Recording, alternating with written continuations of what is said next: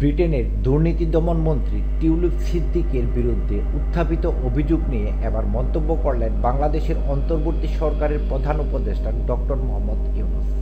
বাংলাদেশে সাবেক আওয়ামী লীগ সরকারের ঘনিষ্ঠজনদের দেওয়া সম্পদ ব্যবহারকে ডাকাতি বলে উল্লেখ করে টিউলিপকে প্রকাশ্যে ক্ষমা চাইতে বললেন তিনি।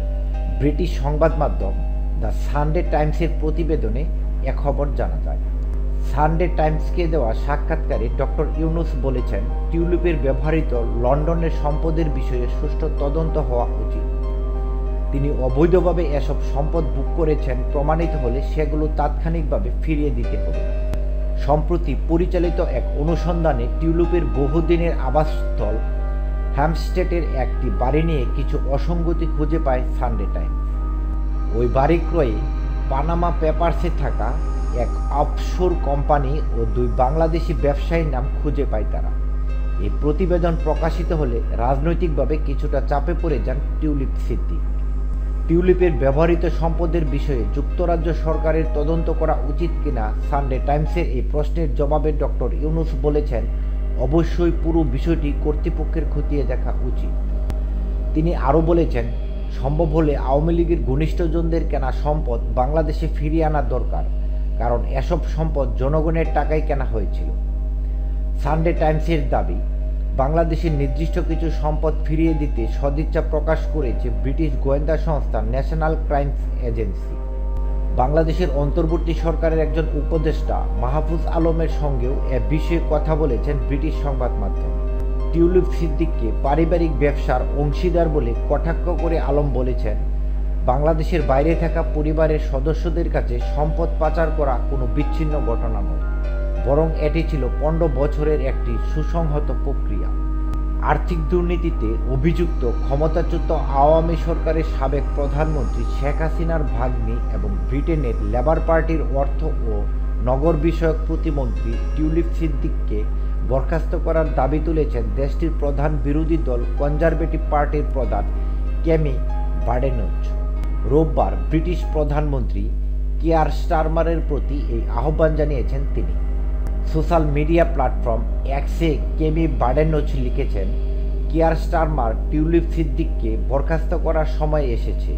তিনি আরও লিখেছেন, প্রধানমন্ত্রী কিয়ার স্টারমার তার ব্যক্তিগত বন্ধুকে দুর্নীতি বিরোধী মন্ত্রী হিসাবে নিয়োগ করেছেন এবং তিনি নিজেই দুর্নীতির অভিযোগে অভিযুক্ত করেছেন।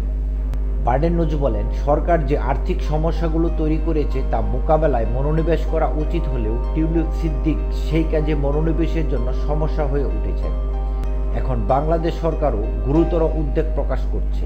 সম্প্রতি কনজারভেটিভ পার্টির এমপিরাও টিউলিপের পদত্যাগ দাবি করেছেন। ব্রিটেনের বিরোধী দলটি বলেছেন, ফ্ল্যাট উপহার পাওয়ার বিষয়ে গ্রহণযোগ্য ব্যাখ্যা দিতে না পারলে টিউলিপ যেন ট্রেজারি মন্ত্রীর পদ থেকে পদত্যাগ করেন। টুরি এমপি বব ব্যাকম্যান বলেছেন, টিউলিপ সিদ্দিককে তার সম্পত্তির লেনদেনের বিষয়ে অবস্থান স্পষ্ট করতে হবে এবং ব্যাখ্যা করতে হবে আসলে কি ঘটেছে এবং কেন। যদি তিনি তা না করেন তবে মন্ত্রী হিসাবে তিনি তার কাজ চালিয়ে যেতে পারেন না। সম্প্রতি লন্ডনে 7 লাখ ইউরোর এক ফ্ল্যাট উপহার পাওয়ার কথা সামনে আসায় টিউলিপের পদত্যাগের দাবি জোরালো হয়। দ্য মেইল অন সানডে এক প্রতিবেদন অনুযায়ী টিউলিপ 2 বেডরুমের একটি ফ্ল্যাট তার খালা বাংলাদেশের ক্ষমতাচ্যুত সাবেক প্রধানমন্ত্রী শেখ হাসিনার এক ঘনিষ্ঠ ব্যক্তির কাছ থেকে পান। লেবার পার্টির একাধিক সূত্রের বরাতে সংবাদ মাধ্যমটি নিশ্চিত হয়েছে যে লন্ডনের কিংস ক্রস এলাকার ফ্ল্যাটটি টিউলিপ সিদ্দিককে কৃতজ্ঞতা স্বরূপ দিয়েছিলেন আওয়ামী লীগের সঙ্গে ঘনিষ্ঠ এক আবাসন ব্যবসায়ী আব্দুল মুতালিব। এরপর থেকে কনজারভেটিভ পার্টির এমপিরা দাবি করেছেন, টিউলিপ যদি তার কর্মকাণ্ডের ব্যাখ্যা না দেন তবে তাকে পদত্যাগ করতে হবে।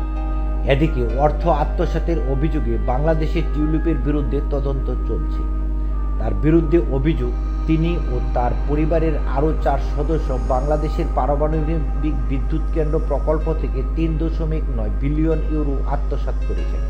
ব্রিটিশ স্বরাষ্ট্র মন্ত্রণালয়ের ছায়ামন্ত্রী ম্যাট বাইকার্স বলেন, সরকারের যে কোনো সদস্যের বিরুদ্ধে এ ধরনের অভিযোগ অগ্রহণযোগ্য, তবে এটি আরও বেশি প্রশ্নবিদ্ধ হয় যখন তিনি স্টারমারের দুর্নীতি বিরোধী মন্ত্রী।